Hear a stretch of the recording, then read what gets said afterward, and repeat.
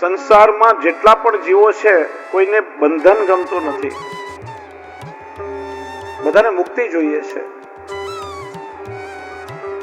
પણ પ્રભુનો સ્વભાવ છે કે બંધાવવું છે, બંધાવા માગે છે, પણ કોઈ એમને બાંધવા વાળું નથી. ભગવાન કહે છે કે હું મારી જાત સોંપી દેવા તૈયાર છું, જો મને કોઈ લેવા વાળું હોય તો. અહીંયા મારી પાસે લોકો બધું માગવા આવે છે, પણ મને માગવા કોઈ આવતું નથી.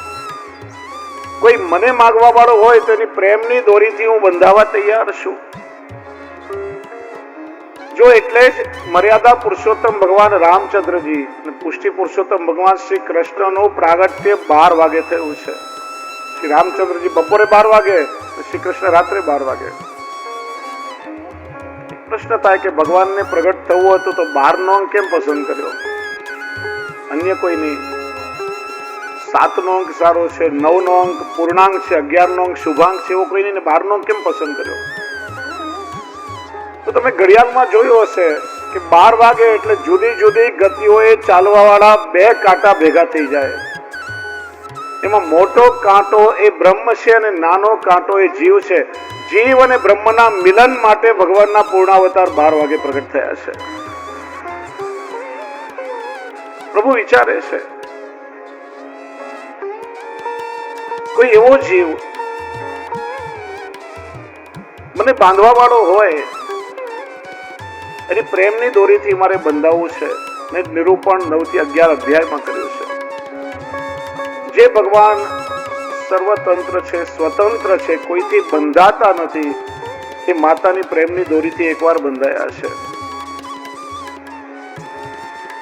એકદા ગૃહદાસીસુ યશોદાનંદ ગેહિની કર્માંતર નિયુક્તાસુ નિર્મમંથ સ્વયં દધી.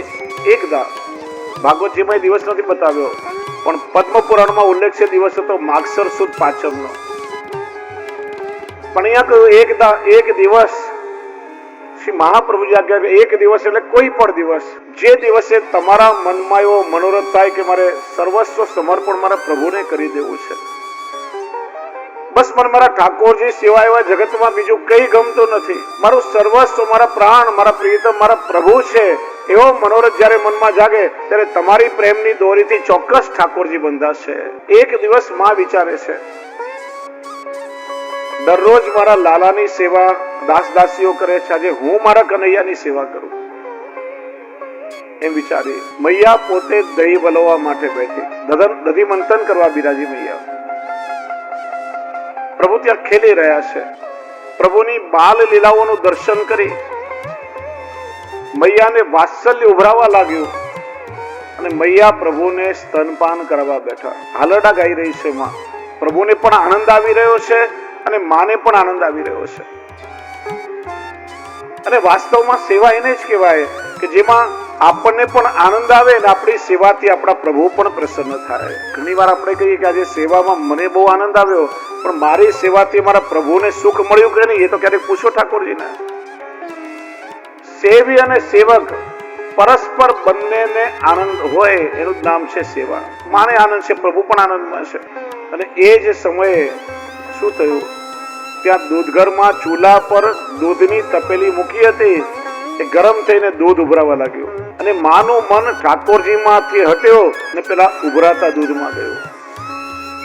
પ્રભુને ભૂખ્યા નીચે જમીન પર મૂકી અને માં દૂધની તપેલી ઉતારવા દોડી અને ઠાકોરજીના જરાય ના ગમ્યું. સેવા એટલે માત્ર ક્રિયા નથી. શ્રી મહાપ્રભુજી આજ્ઞા કરે ચેતસ તત્ પ્રવણમ સેવા તત્ સિદ્ધે તનુવિદ્યા. શરીરના ઇન્દ્રિયો સાથે મનનું પણ પ્રભુમાં એકાગ્ર થઈ જવું, એકરૂપ થઈ જવું, ત્યારે સેવા ફલાત્મક થાય છે. અને મન પ્રભુમાંથી હટે ઠાકોરજીને ક્યારેય ન ગમે. આ દૂધનો ઉભરો શું છે?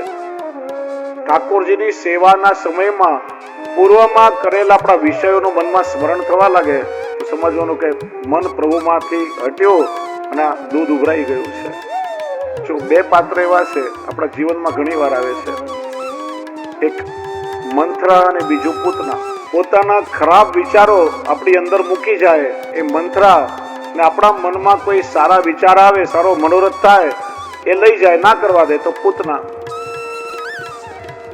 આ 2 પાત્રો રોજ આપણા જીવનમાં આવે છે. ઠાકોરજીની સેવામાં હોઈએ માંડ પ્રભુમાં મન લાગ્યું હોય, ટેલિફોનની ઘંટડી વાગે ને મન ત્યાં જાય તો સમજવાનું કે પૂતના આવી ગઈ. પ્રભુની સેવામાં મન લાગ્યું હોય ને દરવાજાની બેલ વાગે અને મનને સમજવાનું કે મંત્ર આવી ગઈ. આ બધા પાત્રો દરરોજ આવે છે. મન પ્રભુમાંથી એટલે ઠાકોરજીને ક્યારે ન ગમે. લાલનને ક્રોધ આવ્યો તો એક છડી હતી, છડી લઈને બધા દૂધ દહીંના માટલા ફોડી નાખ્યા. માએ આવીને જોયું, વિચાર્યું કે અત્યાર સુધી ગોપીઓ બહુ ફરિયાદ કરતી હતી પણ ક્યારે મેં લાલાને ઠપકો ના આપ્યો, પણ એવું બહુ બગડ્યો છે, આજે સીધો કરવો જ પડશે. એ છડી ઉપાડી અને મૈયા દોડવા લાગી અને પ્રભુ આગળ ભયભીત થઈને ભાગી રહ્યા છે. આ લીલા જોઈને દેવો પણ વિસ્મિત થયા કે કાળ પણ જેનાથી ભયભીત થાય એ પ્રભુ મૈયાથી ભયભીત થઈને ભાગી રહ્યા છે. પ્રભુ હાથમાં નથી આવતા. કૃષ્ણ કહે છે કે માં મારી પ્રાપ્તિનો ભાવ તો નિસાધન ભાવ છે અને તારા હાથમાં સાધન રૂપી છડી છે. જ્યાં સુધી આ સાધન છે ને ત્યાં સુધી હું આત્મા નહીં આવું. જીવ જયારે નિસાધન બને, બધા સાધનો છૂટે ત્યારે એને પ્રભુ મળે છે. અને મૈયા થાકી હાથમાંથી સાધન રૂપી લાકડી છૂટી અને પ્રભુ પકડાઈ ગયા. કૃષ્ણને ગભરાયેલા જોઈ મૈયાએ દોરીથી બાંધવાનો વિચાર કર્યો. એક દોરી પડી હતી, રસ્સી લઈને પ્રભુને વળ દઈને બાંધે. ગાંઠ વળવા જાય તો બંધન 2 આંગળ ટૂંકા પડે. બીજી રસ્સી જોડી, વળી બંધન 2 આંગળ ટૂંકા પડે. એક પછી એક દોરીમાં જોડે. લાલો હાથમાં તો આવ્યો પણ બંધાતો નથી. માનું મુખ જોવા જેવું થયું. ગોપીઓ હસવા લાગી. ત્યાં વાછરડાને બાંધવાનું એક દામણું હતું. દામોદર લીલા છે. એ દામણો મૈયાએ જોડ્યો અને પ્રભુ બંધાઈ ગયા. કૃષ્ણ કે હું મારી ગાયોથી સદાય બંધાયેલો છું. એક છેડો કૃષ્ણને બાંધ્યો અને બીજો છેડો ત્યાં ખાણીઓ એટલે ઉખલ હતું એની સાથે બાંધ્યો. હવે ઉખલ બંધન લીલા શરૂ થઈ. કનૈયાને બાંધીને મૈયા ઘરની અંદર ગઈ અને એક ખાણિયાને ખેંચતા ખેંચતા બાલકૃષ્ણ આંગણામાં લઈ આવ્યા. નંદરાયજીના આંગણામાં યમલાર્જુન વૃક્ષ હતા. યમલ એટલે અર્જુન એટલે આંજણિયાના વૃક્ષ. આ બંને કુબેરના પુત્ર નલકુબર ને મણિગ્રીવ હતા. નારદજીના શ્રાપના કારણે વૃક્ષની જડીઓનીમાં જન્મ્યા હતા. પછી આશીર્વાદ મળ્યો કે તમારો ઉદ્ધાર પ્રભુ દ્વારા થશે. કૃષ્ણ વચ્ચેથી નીકળી ગયા પણ પેલું ખાણીઓ બંને વૃક્ષની વચ્ચે ફસાઈ ગયું. ઠાકોરજીએ સેજ ચરણનો સ્પર્શ કર્યો, જરાક જોર કર્યું, બંને વૃક્ષ મૂળમાંથી ઉખડીને નીચે પડ્યા અને નલકુબર અને મણિગ્રીવ પોતાના મૂળ સ્વરૂપે પ્રગટ થયા. પ્રભુની સ્તુતિ કરી છે. વાણી ગુણાનુકથને શ્રવણૌ કથાયામ હસ્તૌ ચ કર્મસુ મનસ્તવ પાદયોર્ન સ્મૃત્યામ શિરસ્તવ દિવાસ જગત પ્રણામે દ્રષ્ટિ સતામ દર્શનેસ્તુ ભવત્તનૂનામ. હે પ્રભુ, આપે કૃપા કરી આ જડ યોનિમાંથી અમને છોડાવ્યા. હવે કૃપા કરો કે અમારી વાણી નિત્ય આપના ગુણગાન ગાય. અમારા કર્ણથી અમે આપની કથાનું શ્રવણ કરીએ. અમારા હાથનો વિનિયોગ પ્રભુ આપની સેવામાં થાય. અમારું મન નિરંતર પ્રભુ આપના ચરણારવિંદમાં લાગેલું રહે. ઠાકોરજી કૃપા કરીને પાછા પોતાના મૂળ સ્વરૂપે લોકમાં ગયા છે. ત્યાર પછી વત્સાસુરનો વધ કર્યો. પ્રભુ સખાઓ સાથે યમુનાજીના તટ પર રમી રહ્યા હતા. કંસે મોકલેલો બકાસુર નામનો અસુર બગલાનું રૂપ લઈને આવ્યો, વિક્ષેપ કરવા લાગ્યો. ઠાકોરજી બંને ચાંચ પકડી ચીરી નાખ્યો અને બકાસુરનો વધ કર્યો છે. આ બકાસુર દંભનું સ્વરૂપ છે અને ઠાકોરજીને દંભ ડોળ કે દેખાવ ક્યારે ગમતો નથી. સહજ પ્રીત ગોપાલી ભાવે ઠાકોરજીને સહજ પ્રેમ ગમે છે. શ્રી મહાપ્રભુજી આજ્ઞા કરે કે આજના સમયમાં આપણા સમાજમાં પાખંડ પ્રચુરેલો કે વિશેષ પ્રમાણમાં પાખંડ વધી ગયો છે. એનું કારણ ઘરમાં, પરિવારમાં, બહાર લોકો એકબીજા જેવા છે તો આપણે સહજતાથી સ્વીકારી શકતા નથી. દરેકને એકબીજા સાથે કઈ ને કઈ અપેક્ષા છે.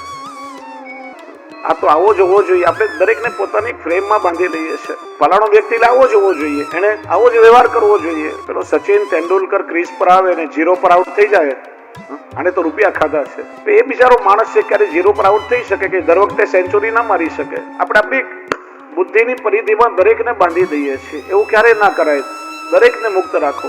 જે જેવા છે એવા સહજતાથી એને સ્વીકારો. અને આપણે નથી સ્વીકારતા એટલા માટે આપણને રાજી રાખવા માટે લોકો દંભ દેખાવ અને દોડનો ચોલો પહેરીને આવે છે. મોઢા પર વખાણ કરીને પાછળથી ગાળો દેતા હોય આપણને. ઠાકોરજી પણ જો વિચારે કે આ જીવ મારે લાયક બને, શુદ્ધ બને, પવિત્ર બને, દોષોથી રહિત બને, પછી હું એને સ્વીકારું તો કદાચ આપણે પણ હજારો જન્મો લેવા પડે. શ્રી મહાપ્રભુજીએ કેટલી કૃપા કરી કે અનેક દોષોથી ભરેલા એવા આપણે સદોષ બ્રહ્મ સંબંધ દ્વારા ઠાકોરજીને સોંપ્યા છે અને આપણે જેવા છીએ એવા ઠાકોરજીએ આપણો સ્વીકાર કર્યો છે. આપણે કહીએ ને, જૈસો હું એસો તિહારો શ્રી વલ્લભ. પ્રભુ અમે જેવા છીએ એવા આપના છીએ અને એવા જ પ્રભુએ આપણને સ્વીકાર્યા છે. પ્રભુને સહજ પ્રીતિ ગમે છે. આ બકાસુર દંભનો પ્રતીક છે અને ઠાકોરજીએ જીવના દંભને માર્યો છે. ત્યાર પછી 12મો 13મો અને 14મો 3 પ્રક્ષિપ્ત અધ્યાય છે. પ્રક્ષિપ્ત એટલે શ્રી મહાપ્રભુજીનું માનવું છે કે આ લીલાઓ તો ઠાકોરજીએ કરેલી છે, પણ આ સારસ્વત કલ્પની લીલા નથી, આ અન્ય કોઈ કલ્પની એટલે કલ્પાંતર ભેદની લીલા છે. અને ભાગવતમાં જે લીલા છે તે સારસ્વત કલ્પની લીલા છે. એટલે કાલે આપણે કારિકા જોઈ નમામી હૃદય શેષવાળી, એમાં 87 અધ્યાયનું વર્ગીકરણ શ્રી મહાપ્રભુજીએ કર્યું છે. 90 માંથી આ 3 અધ્યાય શ્રી મહાપ્રભુજી પ્રક્ષિપ્ત માને છે. એનું પ્રમાણ શું કે 11મા અધ્યાયના છેલ્લા શ્લોકમાં કહેવાયું, એવમ વિહારે કૌમારે કૌમારમ જતુર્વ્રજે. વ્રજમાં લીલાઓ કરતા કરતા ઠાકોરજીએ કુમાર અવસ્થા એટલે 5 વર્ષ પૂરા કર્યા. અને 15મા અધ્યાયના પહેલા શ્લોકમાં કહેવાયું, તતશ્ચ પૌગંડ વયશ્રિતો વ્રજે. પ્રભુએ હવે 6થા વર્ષમાં પ્રવેશ કર્યો છે. ધ્યાનથી સાંભળો. 11મા અધ્યાયના છેલ્લા શ્લોકમાં કહેવાયું 5 વર્ષ પૂરા કર્યા અને 15મા અધ્યાયના પહેલા શ્લોકમાં કહેવાયું કે 6થા વર્ષમાં પ્રવેશ કર્યો. અને વચ્ચેના 3 અધ્યાયમાં વત્સાપરણ લીલા આવે છે. બ્રહ્માજી વાછરડા અને ગોપાલકોનું હરણ કરીને સત્યલોકમાં લઈ ગયા અને 1 વર્ષ પોતાની પાસે રાખ્યા છે. ભગવાને 5 વર્ષ પૂરા કર્યા, પછી બ્રહ્માજી 1 વર્ષ પોતાની પાસે રાખ્યા, તો ઠાકોરજી 7 વર્ષના થવા જોઈએ. અહીંયા કહ્યું 6થા વર્ષમાં પ્રવેશ કર્યો. આ સૌથી મોટું પ્રમાણ છે કે આ 3 અધ્યાય પ્રક્ષિપ્ત અધ્યાય છે. સુંદર લીલાઓ છે. શ્રી મહાપ્રભુજીનું વર્ણન કર્યું છે. પ્રભુ રમી રહ્યા હતા. અઘાસુર નામનો અસુર અજગરનું રૂપ લઈને આવ્યો. અઘાસુર માટે કહ્યું બકી બકાનું જ. બકી એટલે પૂતના અને બકો એટલે બકાસુર. કાલે કહ્યું હતું, આમ આપણે કહીએ ને એ બકા, અહીંયા હોય તો એ બકી કોઈને બકા બકી ના કહેવું. બકી એટલે પૂતના થાય ને બકો એટલે બકાસુર થાય. આ બંનેનો ભાઈ એટલે અઘાસુર. બકાસુર એટલે દંભ અને પૂતના એટલે અવિદ્યા અને અગ એટલે પાપ. જ્યાં દંભ અને અવિદ્યા હોય ત્યાં પાપ પ્રગટ થાય છે. ગુફા જેવો મોઢું ફાડીને બેઠો હતો. રમત રમતમાં બાળકો ગુફા સમજી અને એની અંદર પ્રવેશ્યા. સાથે ઠાકોરજી પધાર્યા. પેલા મોઢું બંધ કરી દીધું. બધાના શ્વાસ ગુંગળાવા લાગ્યા. ત્યારે સખાઓએ ઠાકોરજીની વિનંતી કરી. ત્યારે પોતાની ગરિમા શક્તિથી ઠાકોરજીએ પોતાનું કદ વધાર્યો અને અઘાસુરના બ્રહ્મરંધ્રને ફાડી પ્રભુએ એનો ઉદ્ધાર કર્યો. બાળકોને માંથી મુક્ત કર્યા અને અઘાસુરના તેજને પોતાની અંદર સમાવી દીધું. આ લીલાનું શ્રવણ જયારે પરીક્ષિતે કર્યું ત્યારે એને શંકા થઈ કે આ રીતે ભગવાન આ અસુરોનો પણ ઉદ્ધાર કેમ કરતા હશે? આવા પાપીઓને તો દંડ દેવો જોઈએ. આ રીતે બધા પાપીઓનો ઠાકોરજી ઉદ્ધાર કર્યા કરે, પછી પાપ કરતા કોઈ સંકોચ નહીં કરે. ત્યારે સુખદેવજી કહે છે કે રાજા, જીવનના અંતિમ સમયમાં મુખમાંથી પ્રભુનું નામ પણ નીકળે ને તો જીવનો ઉદ્ધાર થઈ જાય. તો જેના મુખમાં સ્વયં ઠાકોરજી પોતે પધાર્યા હોય જીવનો ઉદ્ધાર કેમ ના થાય? અરે કૃષ્ણનો તો સ્વભાવ જ કૃપા કરવાનો છે. એ કદાચ દંડ બી આપે ને તો દંડના રૂપમાં કૃપા જ કરતા હોય છે. પ્રભુની લીલામાં ક્યારે શંકા ન કર. અઘાસુરનો ઉદ્ધાર કર્યો. આગળ વત્સાપરણ લીલા બતાવી. 5 વર્ષે ઠાકોરજીએ નાના નાના વાછરડાઓ ચરાવવા શરૂ કર્યા છે. પોતાનો કુલ ધર્મ નિભાવ્યો છે. પ્રભુ વત્સપાલ બન્યા છે. મૈયા એક નાનકડી લકુટી આપી, કાળી કામળી ઓઢાડી, નાના નાના સખાઓની મંડળી સાથે નાના વાછરડા પ્રભુ ચરાવે છે. દરરોજ મૈયા બધાના ભોજન માટે ઘરેથી છાક એટલે ભાથું બાંધી આપે અને બધા બપોરે ભરપેટ ભોજન કરે. એક દિવસ સખાઓએ નક્કી કર્યું, કનૈયાને વિનંતી કરી કે કનૈયા, દરરોજ તું અમારા બધાના માટે ઘરેથી ભોજન લઈને આવે છે, અમે મિત્રોએ નક્કી કર્યું છે કે આવતીકાલે બધા અમે પોતપોતાના ઘરેથી તારા માટે છાક લઈને આવશું, તને રોગાવશું. બીજે દિવસે કનૈયો સખાઓની સાથે વાછરડા ચરાવવા વનમાં પધાર્યો. વાછરડાઓ ચરાવ્યા, ખૂબ રમ્યા, ભૂખ લાગી એટલે બધા સખાઓએ ગોળ વર્તુળ કરીને બેસી ગયા અને વચ્ચે કૃષ્ણ બિરાજ્યા. દરેકે પોતપોતાના છાકનું પોટલું ખોલ્યું. કોઈ રસગુલ્લા લાવ્યો, કોઈ ગુલાબજાંબુ, કોઈ રસમલાઈ, કોઈ બુંદી, કોઈ ઘેવર, કોઈ જલેબી. પ્રભુના હાથમાં પધરાવે, પ્રેમથી પ્રભુ આરોગ્યને વખાણ પણ કરતા જાય. વાહ, ખૂબ સુંદર સામગ્રી છે. મધુ મંગલ નામનો એક ગોપ, સાવ નિષ્કંચન, એના ઘરમાં કોઈ સાધન નહીં.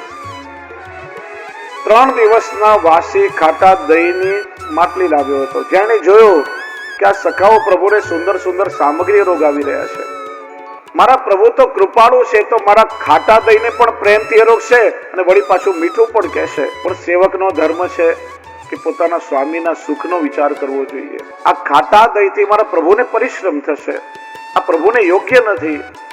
પોતાની માટલી સંતાડી ને દોડીને એક ઝાડની પાછળ જતો રહ્યો અને પોતાનું દહીં ખાવા લાગ્યો. કનૈયા આયા, જોઈ લીધું, એ પાછળ દોડ્યા. અરે મધુમંગલ ઉભો રે, બતાવ તું મારા માટે શું લાવ્યો. પેલી માટલી ઝૂંટવવા લાગ્યા. એ કાનુડા રેવા દે, અમારું હેઠું છે, ખાટું છે, રેવા દે. પણ માટલી ઝૂંટવી લીધી અને પોતે પ્રેમથી આરોગ્યા અને સખાઓને કહેવા લાગ્યા, અરે મિત્રો, આવું મીઠું દહીં તો આ જગતમાં ક્યારે એવો સ્વાદ મેં ચાખ્યો નથી. શું મધુરતા છે. સખાઓ કે કાનુડા અમને પણ તો ચખાડ કે કેટલું મીઠું છે. ભગવદીઓએ વર્ણન કર્યું, મીઠો મદન ગોપાલ, આજ દધી મીઠો મદન ગોપાલ. શ્યામ ડાકની આ લીલા છે.